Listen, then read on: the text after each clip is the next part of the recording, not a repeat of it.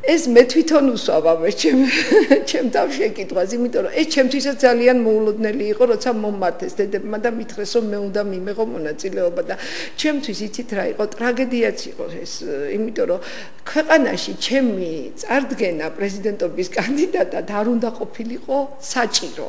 მოგესალმებით და გისმენთ პირდაპირ ეთერში ბრძანდება. გამარჯობათ, მივესალმები ქალბატონ ასმაც, ჩემი ერთ-ერთი ფავორიტია მიმდინარე არჩევნებზე. მართალია, სულ ცოტა ხანია რაც გამოჩნდა ქართულ პოლიტიკაში, მაგრამ დარწმუნებული ვარ, რომ ეს იტყვის თავის სიტყვას და როგორც იქნება ქალი ავა ქვეყნის სათავეში რა, ეგ გვიშველის მარტო რა, ეხლა ნარნიიდან გირეკავთ მე და მთელი ნარნია მხარს გიჭერთ და იქეთ კრიპტონელები გვიერთდებიან კიდე და ყველაფერი კარგად იქნება, გოთებიდან და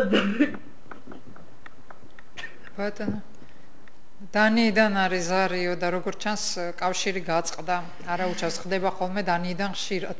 ალბათ ოჯახთან ერთად გვიყურებდა. ძალიან დიდი მადლობა ზარისთვის. ყოველ შემთხვევაში თქვენი მხარდამჭერი ზარი იყო ნამდვილად.